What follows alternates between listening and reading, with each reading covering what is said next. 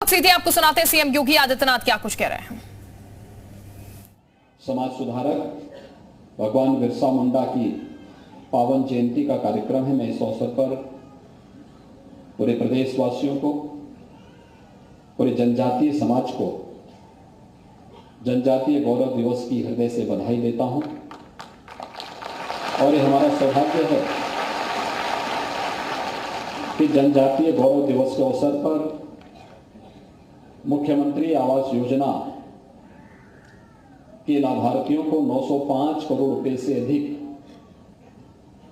की सौगात उपलब्ध करवाई जा रही है। इसके लिए आप सबको हृदय से बधाई देता हूं और ग्राम्य विकास विभाग को इस अभिनव कार्यक्रम को आगे बढ़ाने के लिए हृदय से धन्यवाद भी देता हूं।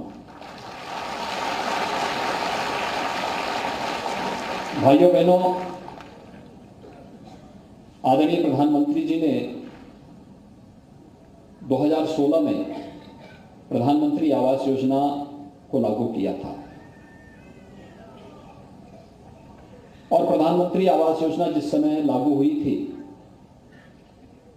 उस समय प्रदेश में भारतीय जनता पार्टी की सरकार नहीं थी।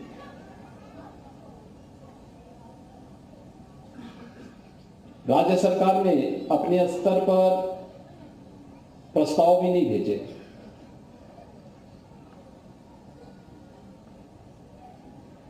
तो लोग जो जाति के नाम पर समाज को विभाजित करते हैं, वास्तव में ये गरीबों के कितने हितैषी हैं,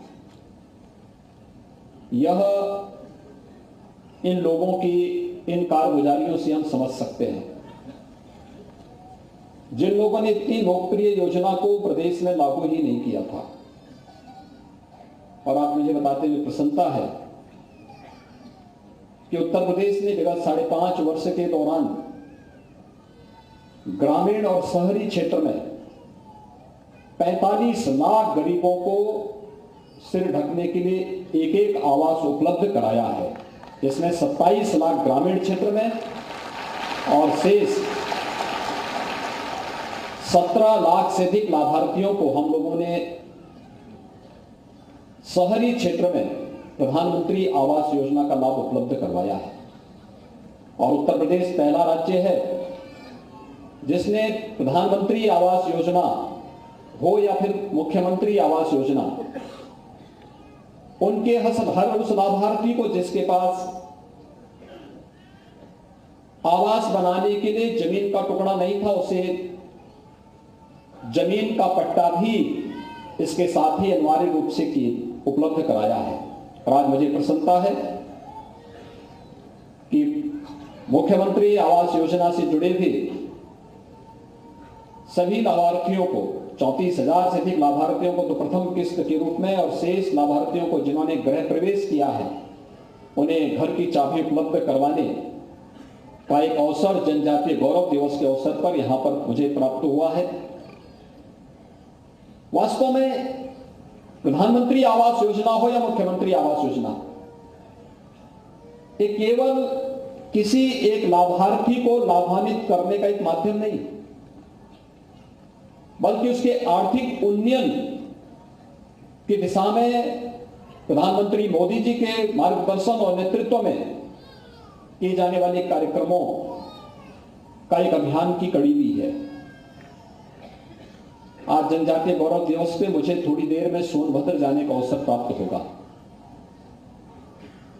मुझे याद है जब मैं 2018 में सोनभद्र जनपद में गया था, तो सोनभद्र जनपद में मुझे प्रधानमंत्री आवास योजना को देखने के लिए मैं गया था। क्या प्रगति है जनजातीय क्षेत्रों में, वनवासी क्षेत्रों में क्या हुआ है। तो वहां मकान बने हुए थे,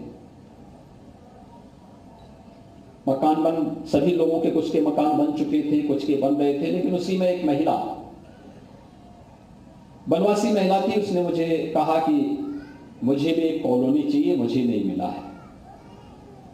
ऐसा था कि जब SCC के सर्वे हुए थे 2012 में, 11-12 में, तब न केंद्र में भारतीय जनता पार्टी की सरकार थी, न राज्य में भारतीय जनता पार्टी की सरकार थी। राजनीतिक भेदभाव और उन राजनीतिक संकीर्णताओं का शिकार एक बड़ा तबका बना था, उन्हें वंचित कर दिया गया था, उन्हें सूची में नाम नहीं उनका डाला गया था। एक बड़ी संख्या ऐसी थी जो इन योजनाओं से वंचित थी। तो मैंने प्रशासन से कहा, मैंने कहा इनको आवास क्यों नहीं मिला? तो बताया गया कि सेक्स सूची में इनका नाम नहीं है। मैंने कहा लेकिन पात्रता तो रखती है। उन्होंने कहा हाँ, पात्रता तो रखती है। तो मैं यही आया, कैबिनेट की बैठक किया और मैंने कहा जितने भी ऐसे वंचित हैं, जिन लोगों को अब तक इन योजनाओं का लाभ नहीं मिला है, उनके लिए हम वो एक नई आवास योजना चालू करेंगे और मुख्यमंत्री आवास योजना राज्य सरकार के स्तर पर प्रारंभ होगी। और मैंने प्रशासन से कहा, मैंने कहा पहले इसी परिवार को देना। सोनभद्र से वो प्रारंभ हुआ, हम लोगों ने उस महिला को आवास दिया। मैंने कहा 1 साल के बाद फिर मैं देखने के लिए आऊंगा कि इसका आवास बना है कि नहीं बना है। 1 वर्ष के बाद जब मैं उस क्षेत्र में फिर से गया और मैंने उसका आवास देखा, मुझे अपने घर में लेके गए, उसने अपना आवास मुझे दिखाया।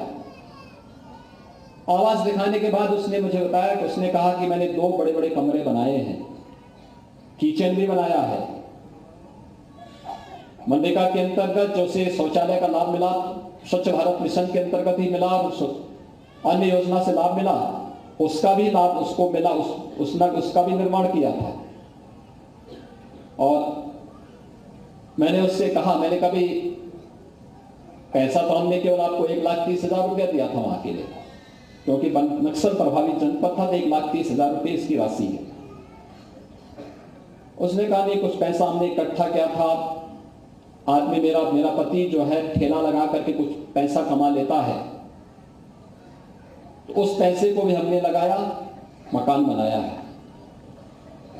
और साथ साथ हमारे पास जो पैसा हमने मकान के लिए रखा हुआ था, कुछ पैसा पहले से, तो कहा अब मेरे घर में एक और परिवर्तन आया है कि मैंने एक भैंस भी ली है, उससे दूध मिलता है। दूध को मेरा पति तो ठेले से भी पैसा कमाता है, ठेला लगा के सब्जी फल आदि बेच करके पैसा कमाता है।